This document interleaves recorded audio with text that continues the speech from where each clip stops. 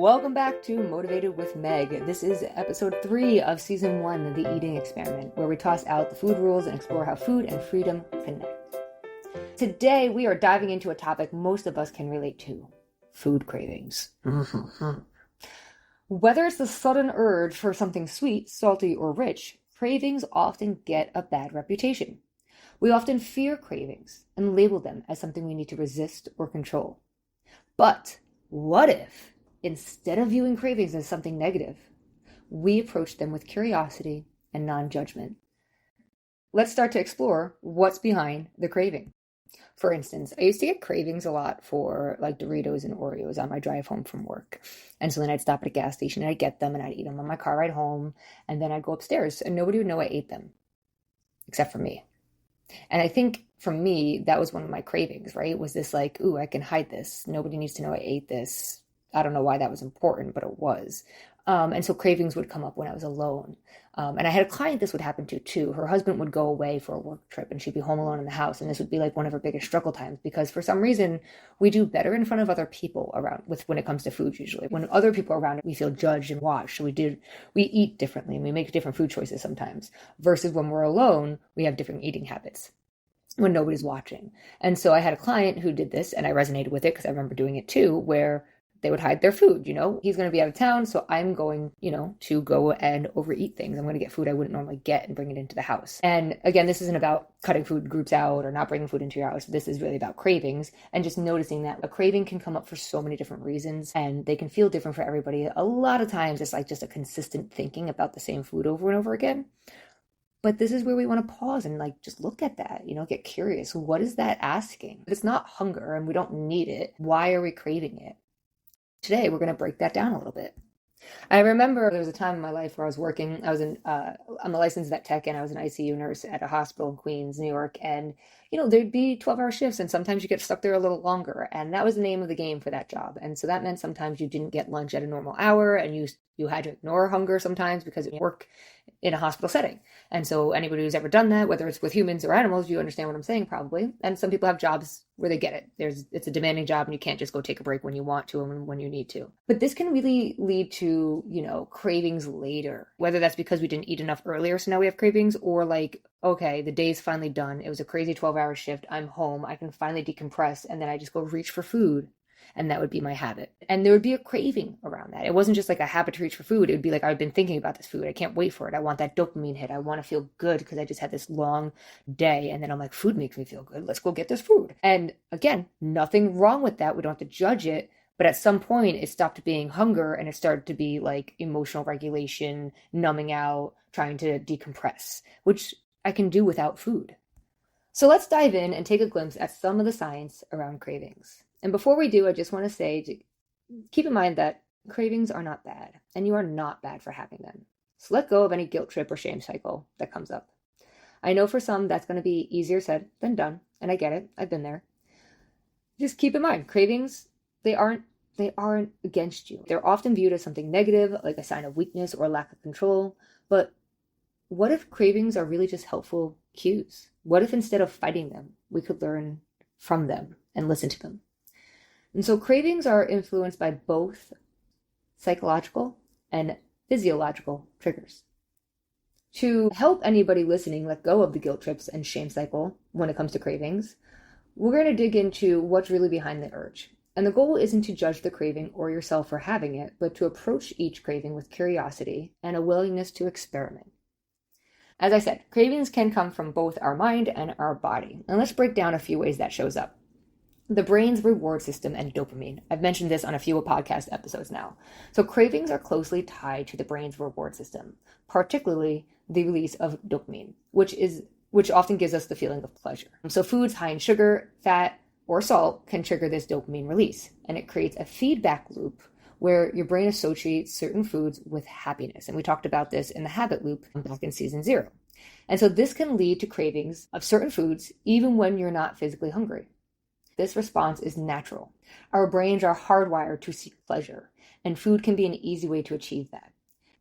So this brain reward system and dopamine goes back to wanting to decompress after a really long shift in the ICU. Was that I was looking for pleasure, and I was looking for that in food.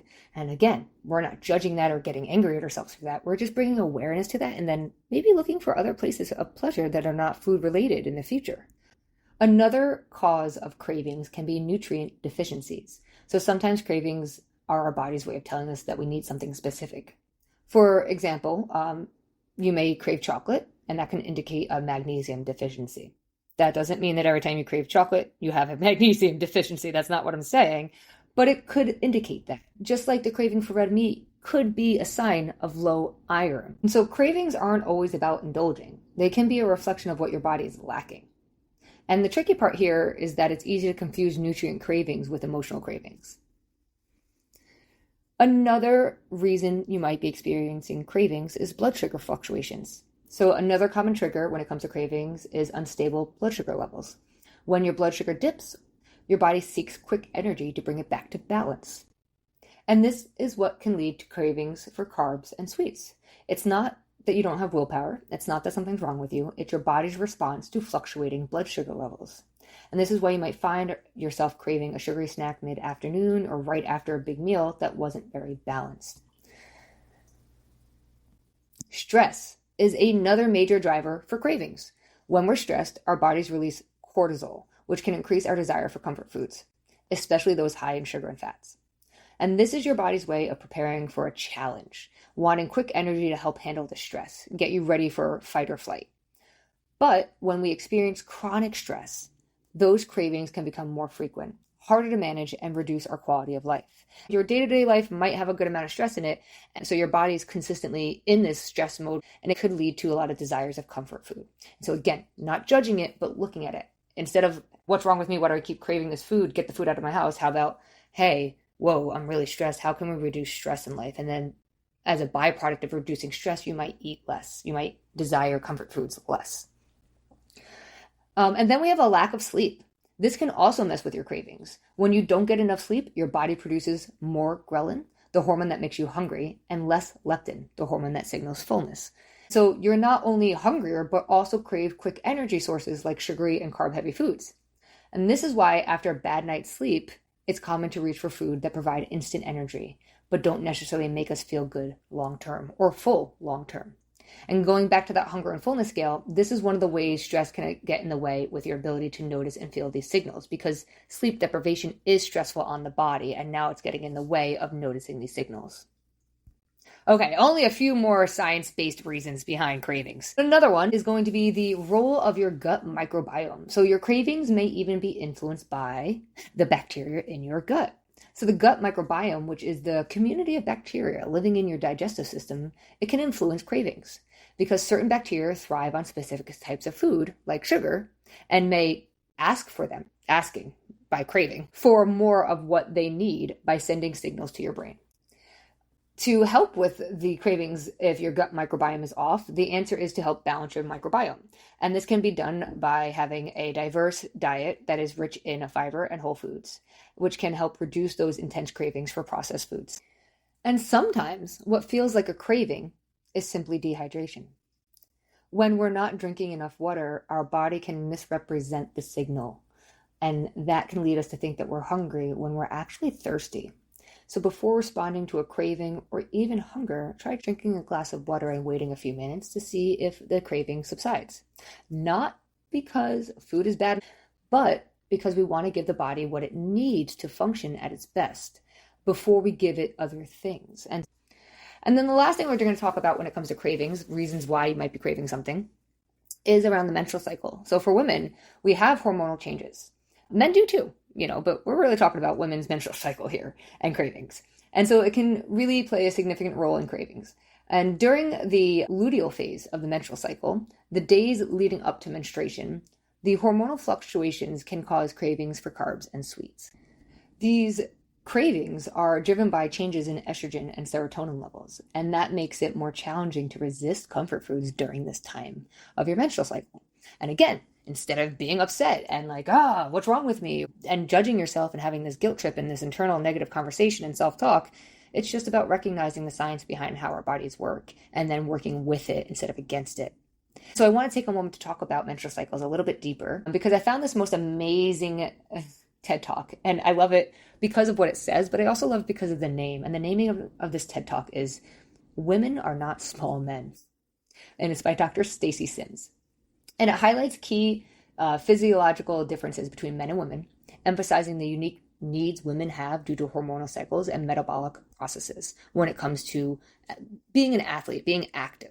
Not just like an athlete, like you have to be on a team or sport or in the Olympics, but just, you want to be an active person, whether you're lifting weights or doing yoga or anything like that, or you want to lose weight. It's really emphasizing that there's a unique difference between women and men, and it has a lot to do with our hormonal cycles.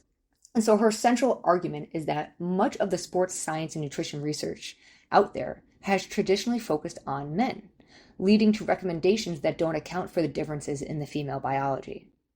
Dr. Sims explains that a woman's hormonal fluctuations, particularly those associated with the menstrual cycle, they significantly impact how we process nutrients, how we respond to hunger cues, and how we recover from exercise.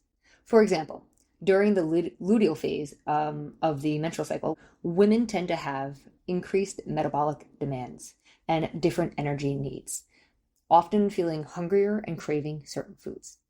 And so this can affect how women would approach their nutrition and training compared to men. And so Dr. Sims likes to point this out and also points out that many products and strategies labeled as women specific often only reduce the size or intensity of a male focused recommendation without truly addressing the unique female physiology. So I think this is just really huge to bring up if you have a menstrual cycle, if you're a woman, because it's a part of our lives for so many years, and it happens every month, and we feel crazy. We have all these cravings, we get bloated, and our body changes for a few weeks or a week or two, whatever. Everybody's is a little different, right? And so it's about not judging it and learning to work with it instead of against it. And no matter if you have a menstrual cycle or not, sometimes cravings are learned responses. So if we've labeled certain foods as bad or forbidden, like diet culture has told us to, we may find ourselves craving them more intensely. And so this concept is central to the practice of intuitive eating, which teaches us to trust the body's signals rather than the rigid external rules around food that diet culture has created. Cravings can often be an attempt to break free from restriction. It's basically us trying to rebel against the diet rules we've internalized over the years. So as you can see, there are a lot of reasons you may be experiencing a craving, and we're really only looking at the tip of the iceberg right now. Understanding cravings as information, rather than something to feel guilty about, it opens the door to a more balanced and curious approach to eating. It's not about fighting or controlling the craving, nor is it about getting annoyed that the craving came back. It's about observing it with curiosity, allowing it to pass if it's not in alignment with what you or your body really needs in that moment. Simple experiment this week for you to try the next time you experience a craving. Pause for 2 minutes. Before acting on the craving, take a moment to pause. Breathe. Breathe deeply. Check in with yourself. Maybe have a sip of water, since it's always good to stay hydrated. When pausing, ask yourself, what am I truly craving right now? Is it physical hunger? A work break? Am I seeking comfort? Do I need energy? Or is it a specific nutrient that I'm looking for? Maybe it's a desire for emotional support or it's stress release. Simply become curious without judgment. And then, after you've asked this, respond mindfully. Once you've identified the underlying need, ask yourself what the best response would be. If it's hunger, honor that and enjoy some food, taking mindful bites. If it's emotional, consider other ways to meet that emotional need, whether that's taking a walk, reaching out to a friend, or focusing on relaxation. Remember, this is not about depriving yourself, but rather bringing awareness to your choices and that food is the answer to some problems, like hunger, but it cannot solve all problems. Cravings aren't the enemy. They are simply messengers. The more we observe them with curiosity, without judgment, the more we can begin to trust our body's signals and respond in a way that truly nourishes us. This experiment isn't about stopping cravings from ever happening again, and it's not about ignoring them. It's about leaning into them, tuning into them, and asking what's really going on, responding mindfully after that 2-minute pause. And no, it doesn't have to be 2 minutes. It could be 30 seconds. The whole point is that you pause. The goal isn't to judge the craving or yourself, but just to understand them better and respond in a way that feels aligned with your body's needs in that moment. Cravings can be as simple as hunger or as complex as emotional attachment and menstruation cycles. Either way, cravings don't have to be the enemy. With curiosity and self compassion, you can learn to navigate them with more ease and less habitual reactivity. In turn, this is going to cause less internal suffering because you're reacting to them less often. You're taking your cravings less seriously. And that's it for today's episode of Motivated with Meg. Thank you so much for listening. I can't wait to hear about your experiment this week with cravings. And until next time, be kind and be yourself. Everyone else is already taken.